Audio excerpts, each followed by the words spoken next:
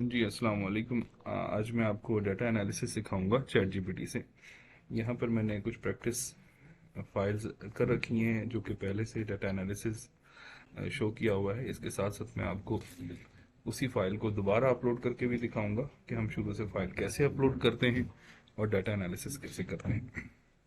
सबसे पहले आपने इस आइकन पे क्लिक करना है, यहाँ से फाइल लोड कर लेनी है।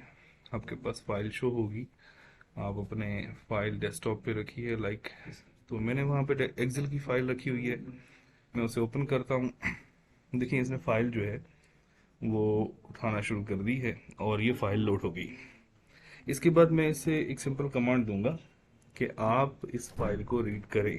ठीक है, like can you read this file for data analysis. Just simple सी कमांड दें, ज़्यादा कॉम्प्लेक्स नहीं।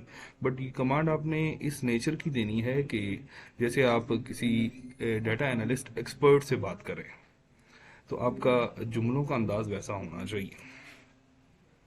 हम आमतौर पे जब गूगल पे सर्च करते हैं तो वहाँ पे सर्च का स्टाइल थोड़ा डिफरेंट होता है, हम बड़ा स्पेसिफिक कमांड को रखते हैं। बट यहाँ पर हमने कमांड को बहुत ही इस अंदाज में रखना है जैसे हम टॉक कर रहे हैं।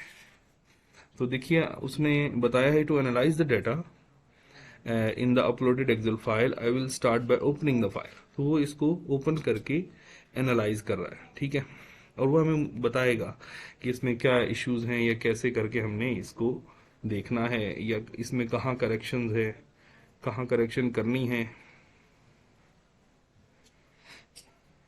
जी, तो इसने फाइल को रीड करके इसकी बेसिक समरी हमें बता दी है।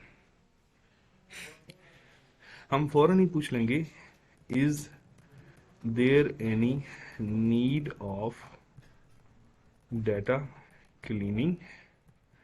क्योंकि ये सबसे पहला काम होता है डाटा क्लीनिंग का, तो हम उससे पूछेंगे कि क्या हमें यहाँ पर किसी तरह की डाटा क्लीनिंग की रिक्वायरमेंट है या नहीं है।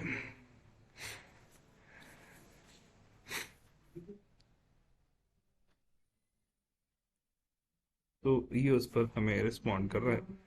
अब आप जब खुद इसको एनालाइज कर रहे होंगे, करंटली मैं सारे रिस्पॉन्स को ज़्यादा रीड नहीं कर रहा, लेकिन आप जब खुद इसको कर रहे हो तो इसको पढ़िए और इसकी दी गई इंस्ट्रक्शन के मुताबिक आप फर्दर अपने आप को उसके हिसाब से एडजस्ट कर सकते हैं।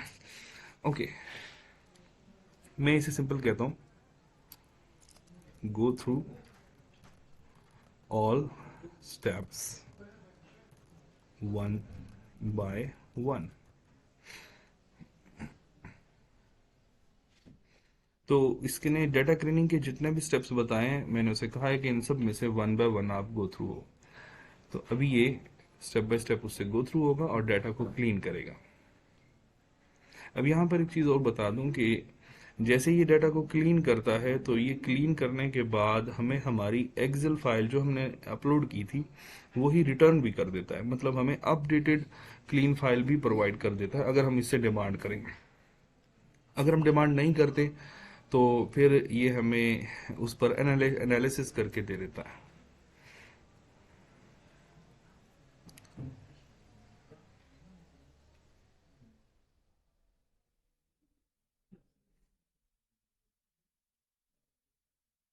तो इसके साथ नेक्स्ट में मैं इससे पूछ लेता हूँ। अभी यहाँ पे मैं आपको इस सारे प्रोसेस को अपने होते हुए देख लिया, it is taking much time. But अब यहाँ पर जो पहले से एनालिसिस हुआ है मैं वो आपको शो कर देता हूँ। प्रीवियसली मैंने जो इसके साथ किया है और उसको देखते हैं कि इसने उसे कैसे वर्क किया उस पर। ओके, ये हमारे पास चैट है, प्रीवियस चैट, इसी फाइल पर की गई चैट है, इसमें मतलब कुछ भी डिफरेंट नहीं था। तो जस्ट टू सेव टाइम मैंने ये चीज़ें आपको दिखा। लाइक इसने यहाँ पे पूछा कि हमने read the file and tell me if you can analyze the data. ये मेरी फर्स्ट प्रॉम्प्ट थी। उसके रिस्पॉन्स के बाद मैंने उसे कहा कंटिन्यू फ्रॉम वन, जैसे कि अभी पहले भी कहा।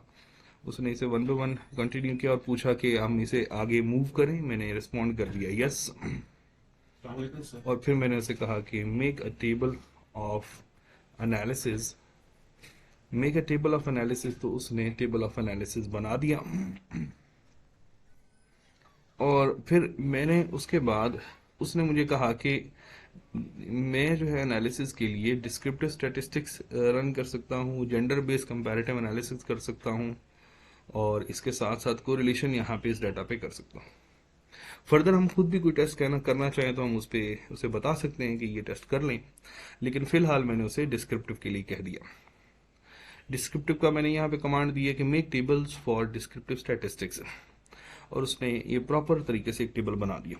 अब इस टेबल में हमें कुछ चीज़ें रिक्वायर्ड होती हैं, कुछ नहीं होती, ये हम अपने हिसाब से इसको एडजस्ट कर सकते हैं। बाद वक़्त हमें कुछ एक्स्ट्रा चीज़ चाहिए तो हम वो भी बता सकते हैं, लाइक मिनिमम है, मैक्सिमम वैल्यू सब दी हुई हैं, तो इसके अलावा कोई रेलेवेंट वैल्यू चाहिए तो वो भी हमें प्रोवाइड हो जाएगी। फिर इसके बाद नेक्स्ट में क्या किया, now run gender based comparative analysis. अब उसके बाद gender based comparative analysis run किया, मगर यहाँ पर डाटा में हमने जेंडर को 0 और 1 रखा हुआ था। अब वो उसे खुद से इस समझ को क्रिएट नहीं करता कि 0 क्या है और 1 क्या है, इसके लिए हमें उसे बताना पड़ता है। तो इसने एनालिसिस कर दिया, टेबल भी दे दिया।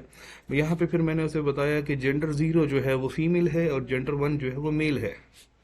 उसने इस पर थैंक्स कहते हुए आगे रन किया, और अब की बार जो टेबल है वो फीमेल और मेल के साथ बना दिया दोबारा से। तो हमारा जो मतलब टेबल प्रॉपर फॉर्म में अरेंज हो गया। अगर ऐसा नहीं भी करते तो हम 0 और 1 के टेबल को भी इस्तेमाल कर सकते हैं, और हम इससे भी बाद में चेंज कर लें, खुद मैनुअली भी चेंज कर सकते हैं। नेक्स्ट में फिर मैंने इसे command the, now run the correlation analysis and make tables. यहाँ पे मैंने इसे साथ में मेंशन कर दिया कि टेबल बना है, क्योंकि इस कमांड को मैंने जब फर्स्ट टाइम रन किया था तो उसने टेबल नहीं बनाए थे। तो मैंने उसे यहाँ पे कह दिया कि आप टेबल भी बनाएं, क्योंकि बाद वो कुछ काम रूटीन में कर रहा होता है, बट बाद वो कुछ कामों को छोड़ देता है जो हमें चाहिए होते हैं। तो उसका सिंपल है कि हम उसे कह दें कि आप इसे कर लें, ऐड कर दे कमांड्स में, प्रॉम्प्ट्स में, तो वो ऐड कर देगा। So here we have a correlation analysis table, और उसका डिस्क्रिप्शन भी की इनसाइड भी साथ में ही प्रोवाइड कर दी। अब इसको हम इस्तेमाल कर सकते हैं अपने इसमें रिसर्च पेपर में, अपने आर्टिकल में, wherever we want to use. तो ये था डाटा एनालिसिस का basic intro with ChatGPT. इसको डिटेल हम वन बाय वन देखेंगे इंशाल्लाह नेक्स्ट वीडियोज में।